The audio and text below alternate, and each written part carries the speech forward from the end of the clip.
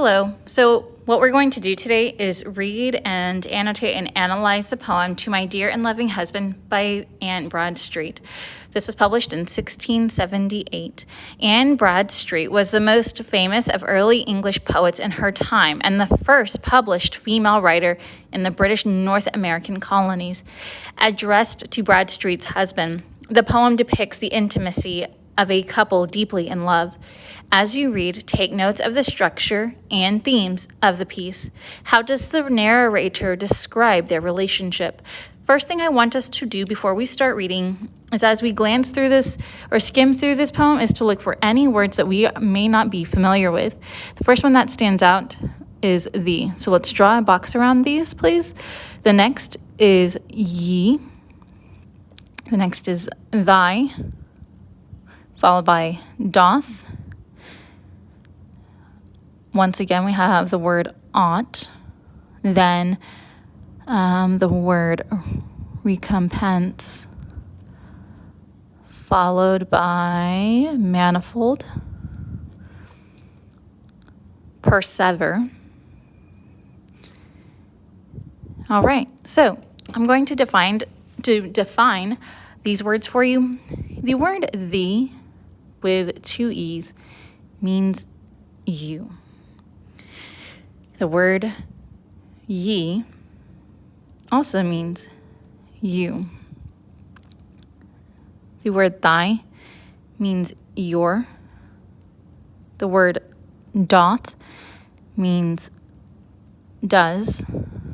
The word ought means nothing. The word recompense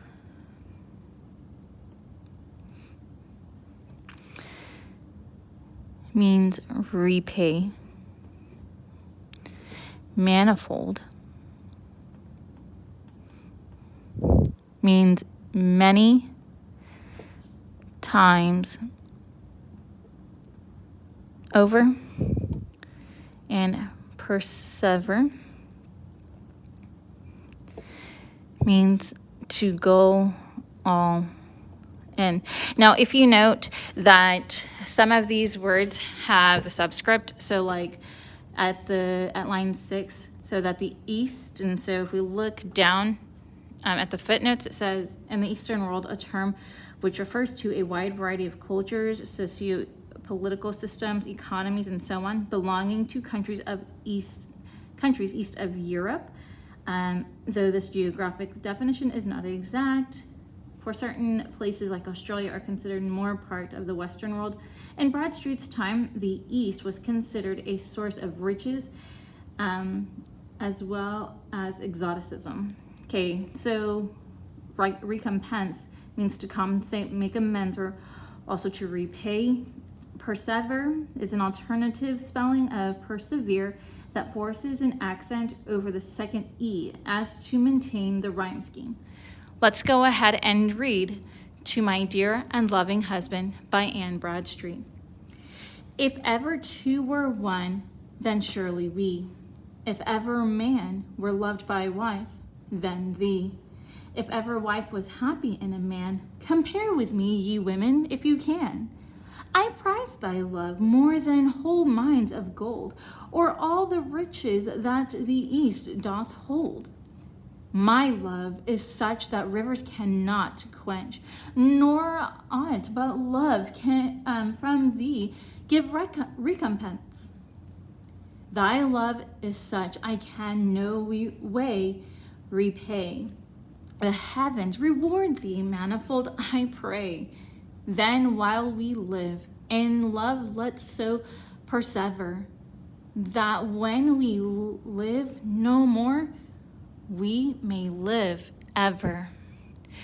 Okay, so when we look at these first few lines, I want y'all to note that there is a repetition of if ever, if ever, if ever. And I want you to try to determine the purpose of Bradstreet repeating those words. Okay, so if ever two were one, then surely we. So we are very much in tune with each other. If ever man were loved by wife, then thee. if ever wife was happy in a man. So basically, that you are loved by me and that she is happy with him. Compare with me, ye women, if you can. So she's talking to all women and she's saying, compare our love if you can. I prize thy love so more than whole mines of gold or all the riches that the east doth hold. So what she's saying is that that their love is valuable. It is more valuable than gold and more valuable than all of the riches in the east. Okay, then she continues to say, my love is such that rivers cannot quench, nor aught but love from thee give recompense. So basically that my love for you is indescribable, that the rivers, there's nothing that can compare really to our love. Like, it is so great that we can't describe it. And then she says that your love, it says, thy love is such I can no way repay. The heavens reward thee manifold, I pray. So she's saying that there's no way that she can repay it, and so that she prays that the heavens can reward their love many times over. And at the end, when she says, then while we live in love, let's so persevere that when we live no more, we may live ever. So she is saying that she hopes that their love may last forever.